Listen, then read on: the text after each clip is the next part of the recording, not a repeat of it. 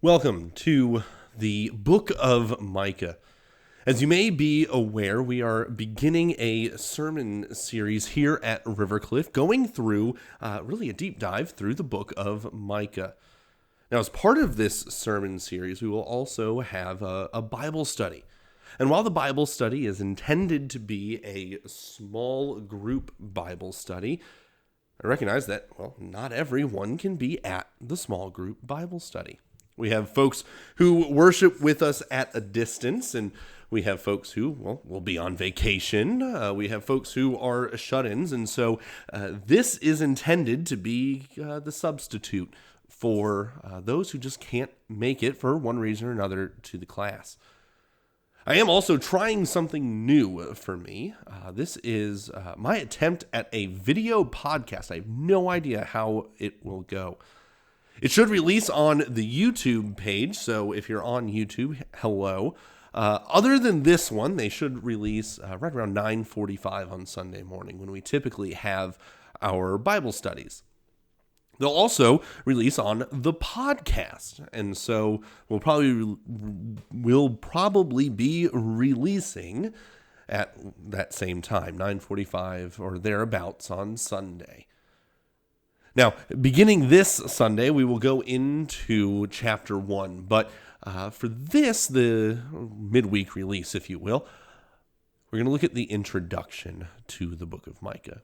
Now, I went over the introduction with the congregation as a large group on Sunday, but this is for those who will be online, so it's a little bit more targeted, different setting, all that kind of good stuff.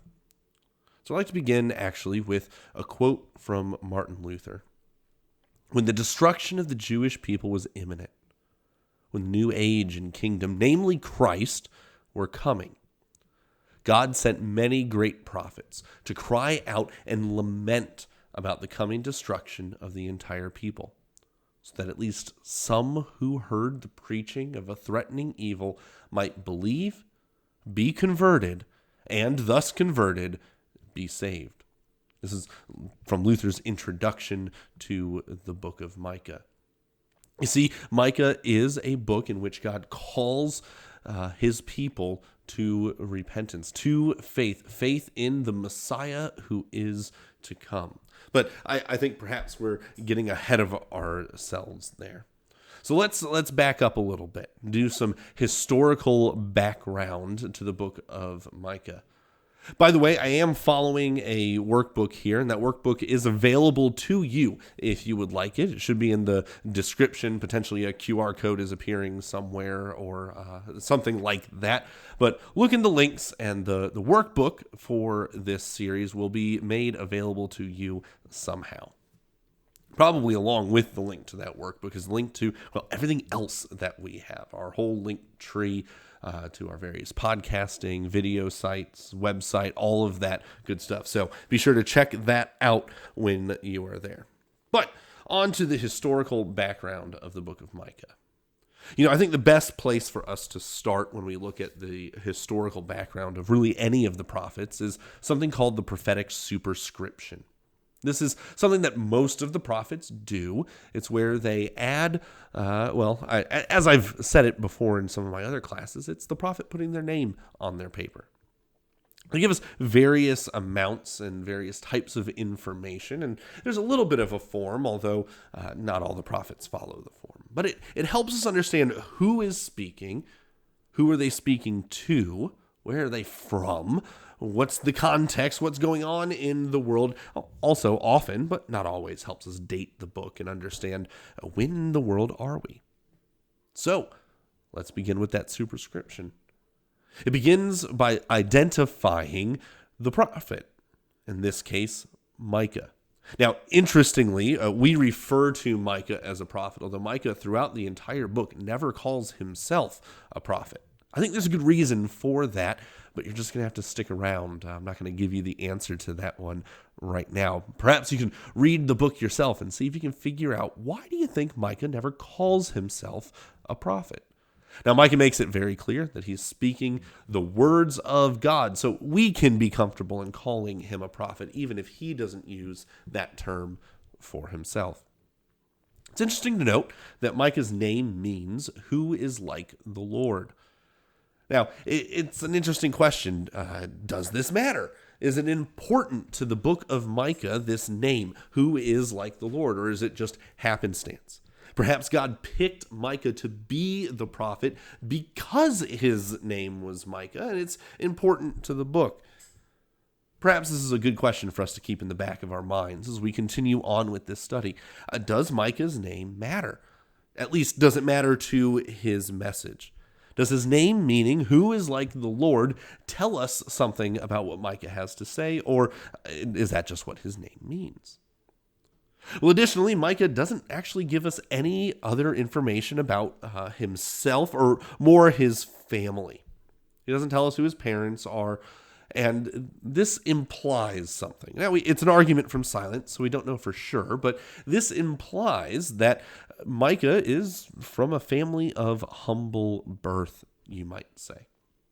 That his family isn't significant. It's not an important family. He's an average Joe, you might say. He's not from an important clan or family. What makes Micah important isn't his family. What makes Micah important is that he's speaking for God. Now, Micah does give us a little bit of extra information about himself. Namely, he tells us his hometown. He is not from Jerusalem. He's not the prophet from the big city, although he does his ministry in Jerusalem, and he's speaking to Jerusalem most of the time. No, Micah is not from Jerusalem. Rather, he is from a village called Moresheth. This is a village about 25 miles south of Jerusalem. The village technically still exists today, although it's not a village, it's a ruin. It's known as the ruins of, and I'm going to work hard on the pronunciation here, the ruins of Tel El Judaide. So if you want to go visit Micah's hometown, it's ruins now, but I'm sure you could go there and look at them. So we know a little bit about the prophet himself. We know his name. We know his hometown, just a small village south of Jerusalem, and we don't know anything really about his family. This isn't all that Micah tells us in his introduction. No, he also gives us a historical time frame. He does this by identifying who the kings are while he is doing his ministry. And so Micah is preaching during the reigns of three kings, Jotham, Ahaz, and Hezekiah. Now, this is definitely helpful, don't get me wrong. We know a good deal now about the time frame that Micah was working during, although it does give us a little bit of a span.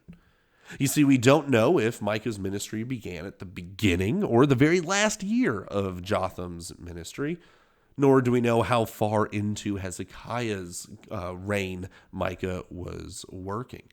And so this leaves us with a time frame.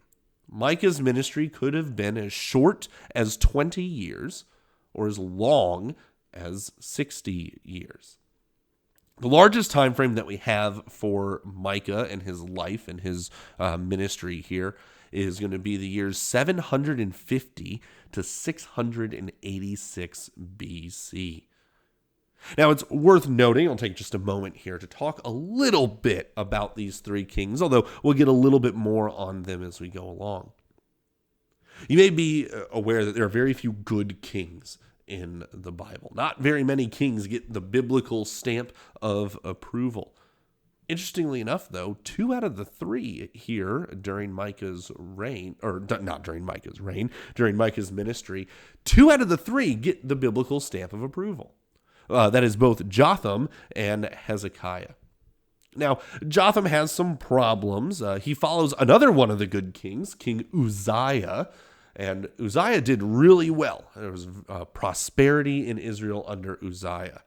And while Jotham still gets the stamp of at least tacit approval by the Old Testament, during Jotham's reign, and we'll talk more about this next week, or perhaps this Sunday, during Jotham's reign, the rich became richer and the poor became poorer, more or less. The prosperity under Uzziah was separated out between the rich and the poor. Ahaz, bad king, flat out. We'll talk a little bit more about him again next week, but the Bible basically has nothing good to say about Ahaz. All of the social problems that began to arise during Jotham's reign got significantly worse during the life of Ahaz. And additionally, there was a significant religious and moral decline during the reign of King Ahaz. Finally, Hezekiah, he gets, at least after David and Solomon and them, he gets perhaps the second highest marks of all of the latter kings of Judah. The only one surpassing him, of course, being Josiah. Hezekiah notably listens to Isaiah, repents of his sins, removes idols from Israel. Hezekiah is a good king as far as the Bible is concerned. Kind of alluded to something there, and that is that Hezekiah and Isaiah were around at the same time. In fact, Isaiah's ministry was primarily, although not exclusively, to Hezekiah. In fact, Micah is a contemporary of Isaiah, although he's a little bit younger. Isaiah was operating earlier than Micah was. Additionally, there's another biblical writing prophet that was around during the time of Micah, and that is the prophet Hosea. Again, Micah's a younger contemporary of the two. So this superscription tells us who is writing the book. It tells us where this person is from. It tells us who were the kings during this reign. But we do actually get a little bit of extra information. One last detail that we're given during this superscription, and that is who the prophet is speaking to. And there are two audiences, although one we will see becomes the primary audience of the book. And these two audiences are kind of squished down, compressed into Jerusalem and Samaria. That is to say, Samaria, which is the capital of the northern kingdom, the kingdom of Israel. And so Samaria then is a proxy for all of the northern kingdom. And then Jerusalem is the same. Jerusalem being the capital of the southern kingdom, the kingdom of Judah. And Jerusalem then being a proxy for all of the southern kingdom. And so Micah's audience is both the northern and the southern kingdom, particularly its rulers, particularly those in charge of things, and particularly the southern kingdom. Now, we know who wrote the book, we know where he's from, we know when roughly he wrote it, and we know who he was speaking to. So what else do we know about the history of the book of Micah? Well, interestingly enough, Micah is quoted 3 times in Scripture. What is somewhat unique is that Micah is quoted actually in the Old Testament. Micah's first quoted 100 years or so after his death. He's quoted specifically, if you'd like to look up the reference, in Jeremiah 26, 17 to 18. He is quoted in defense of Jeremiah as Jeremiah is held on trial for offering negative prophecies to the people of God in Jerusalem. Basically, the short version of it is that the people defending Jeremiah said, hey, you didn't kill Micah when he gave us a bad prophecy, so don't kill Jeremiah either. Maybe not the best reason to be quoted, but he quoted all the same. The second time Micah is quoted in the Bible is in the New Testament, in Matthew chapter 2, specifically verses 5 and 6. This is when the wise men, the magi, 3 kings, whatever you want to call them, when these individuals ask the scribes, where will we find the Messiah? They quote Micah 5, verse 2, in Bethlehem Ephrathah, and we'll get there as well. Finally, Micah is quoted once again in Matthew, quoted by Jesus this time in Matthew chapter 10, verses 35 and 36, as Jesus sends out the disciples on their first evangelical tour, if you will. Now, we also know that this book was written right around the time of the destruction of the northern kingdom. In fact, this will play into the images of the book. It's of interesting note whether or not certain parts of the book were written before or after the destruction of the northern kingdom. And we have a pretty good reason to believe that the first section was written before, but the other two perhaps were written after. We're just not entirely sure. We know that Micah and Isaiah, being both preachers to Jerusalem, would have preached to Hezekiah. Probably both had a hand leading to his repentance. Micah as a book can be categorized as a lamenting prophet. Micah hears the judgments of God against the people of God, and he laments. He weeps for his people. Even in the midst of the harshest and most brutal words of judgment that Micah delivers, he always identifies Jerusalem as my people. Micah sees himself as part of this community, even when he has a message that, quite frankly, they are not going to want to hear. Micah lived, Micah preached, Micah did his ministry during a time of intense political instability. This political instability resulted from all sorts of things, but not least of which is a variety of political upheavals in the neighbors surrounding Israel and Judah. Egypt has recently gone through a civil war, and so has a revolving door of pharaohs or kings and rulers, whatever you want to say. Assyria is very much on the rise, and Babylon is even starting to make waves.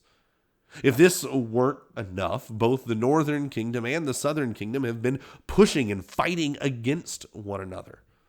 Part of this has just been the northern kingdom invading the southern kingdom flat out, but also with Assyria pushing into the northern kingdom from the north.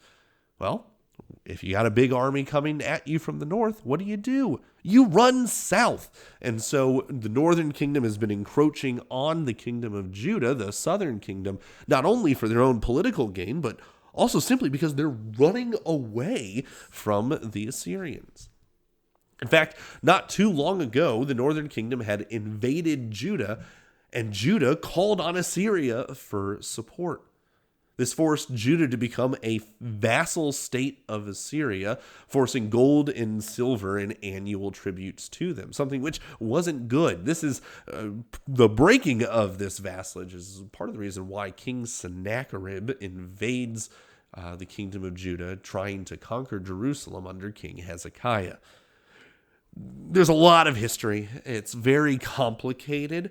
It's very interesting, to be fair, but for the purposes of the book of Micah, for the purposes of what we're doing here, let us just remember that this is a time of political instability.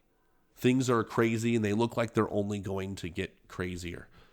And this political instability, has resulted, among other reasons, has resulted in intense social injustice, particularly in the kingdom of Judah, and moral degeneracy.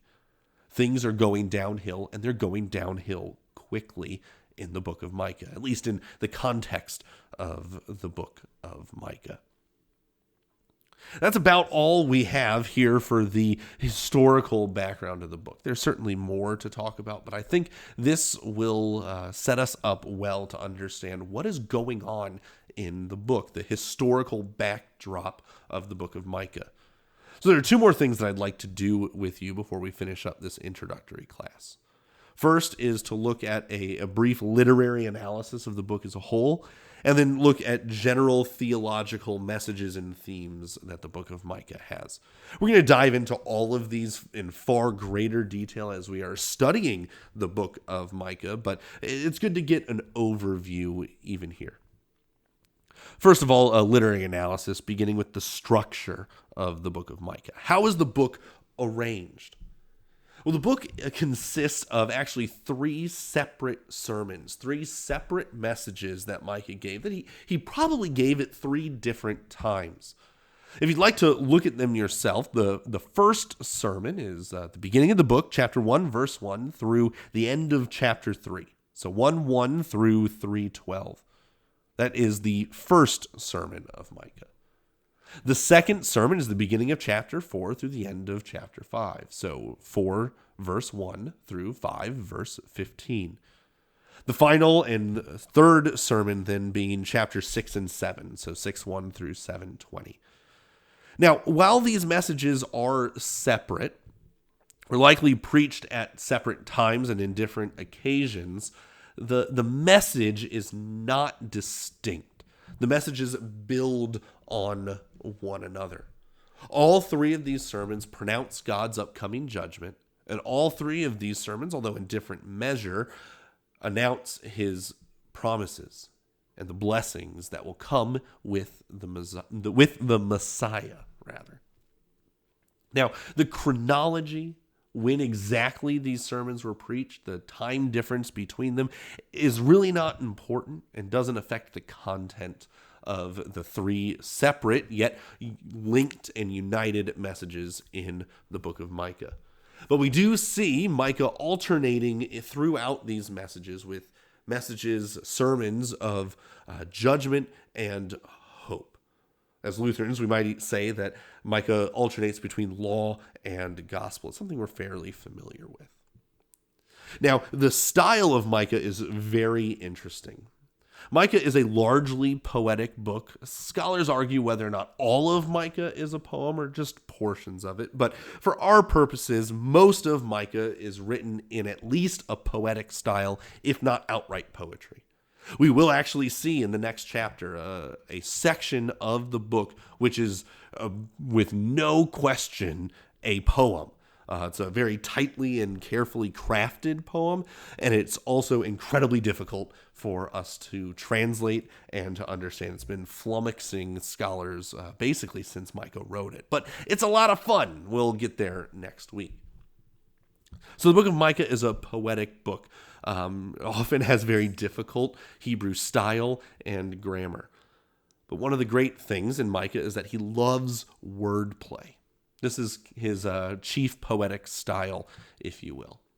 Micah loves wordplay. We are going to see this in abundance in chapter 1, so stick around for that.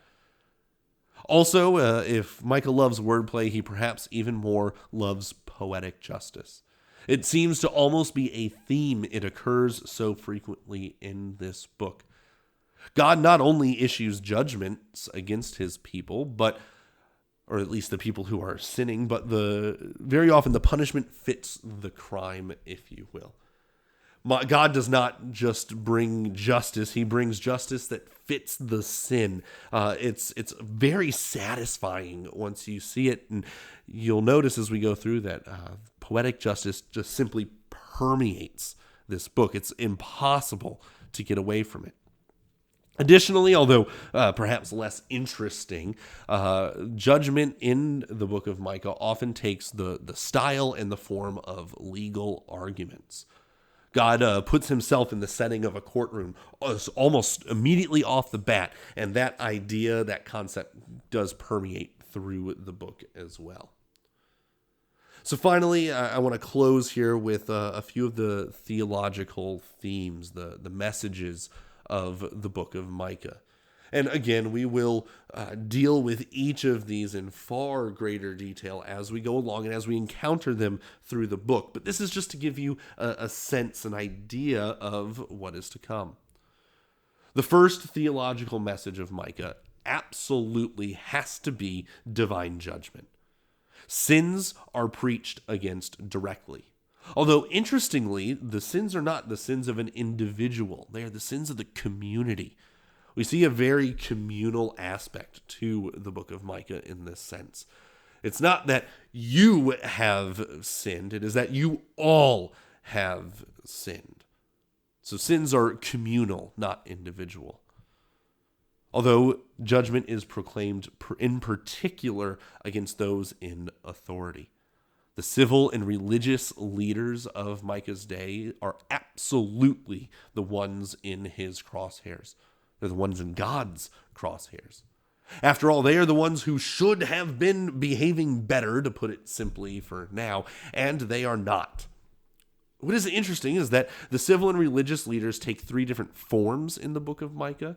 You have the ruling elite, the priest and the prophets.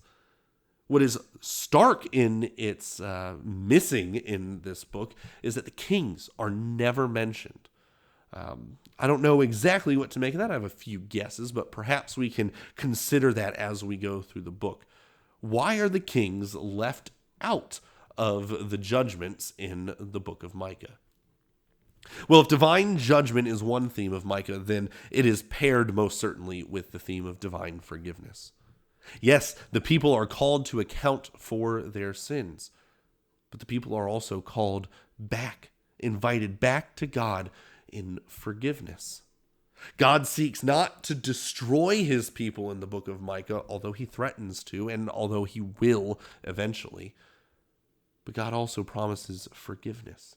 He calls his lost and wayward people back to him. He invites the sinners to be better and to be forgiven, to live and walk with him, rather than providing excuses for all their sinful behavior.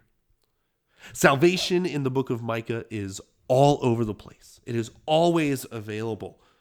And salvation, important to note, is not only available to those who are being oppressed, but salvation is also available to those who are even doing the oppressing. Even the oppressors are invited by Micah back into the fold, into a life of forgiveness. Even in the midst of what is brutal judgment. I mean, God is angry in the book of Micah. There's no escaping that. But even in the height of God's anger, hope and salvation, it always exist after God's judgment. Finally, the last theme of the book of Micah helps us approach the New Testament. The Messiah is a central figure, a central character in the book of Micah. The Messiah and the Messianic kingdom are the crux of the hope of salvation and forgiveness. I think there's a reason why it's Micah that is quoted when the Magi ask where the Messiah is to be born.